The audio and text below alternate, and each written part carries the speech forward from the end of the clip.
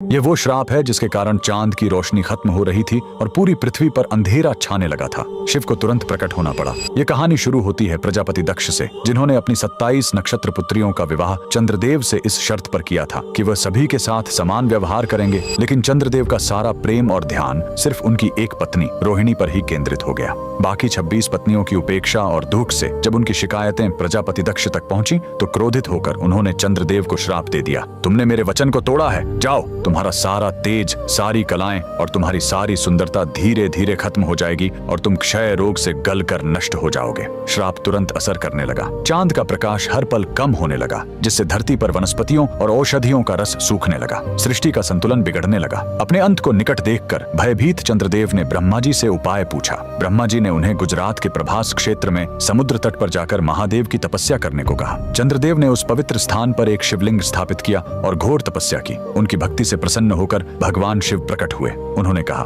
मैं दक्ष के श्राप को पूरी तरह खत्म तो नहीं कर सकता, लेकिन उसका प्रभाव कम कर सकता हूँ। शिव ने वरदान दिया, तुम कृष्ण पक्ष में 15 दिन क्षीण होगे, लेकिन शुक्ल पक्ष में 15 दिन फिर से पूर्ण हो जाओगे। उन्होंने चंद्र को अपने मस्तक पर धारण कर लिया और चंद्रशेखर कहलाए। और जिस ज्योतिर्लिंग की चंद्र ने पूजा की थी वो सोमनाथ, सोम यानी चंद्र के नाथ के नाम से प्रसिद्ध हुआ। और यही सोमनाथ मंदिर भारत का पहला ज्योतिर्लिंग आज भी गुजरात के वेरावल में उसी समुद्र तट पर शान से खड़ा है जहाँ चंद्रदेव ने श्राप से मुक्ति पाई थी। लेकिन रुकिए, इस मंदिर का एक और रहस्य है। यहाँ मौजूद बाण स्तंभ यह बताता है कि यहाँ से लेकर दक्षिणी ध्रुव तक समुद्र के रास्ते में कोई जमीन नहीं है। भगवान शिव के भक्त कमेंट में हर हर महादेव जरूर लिखें।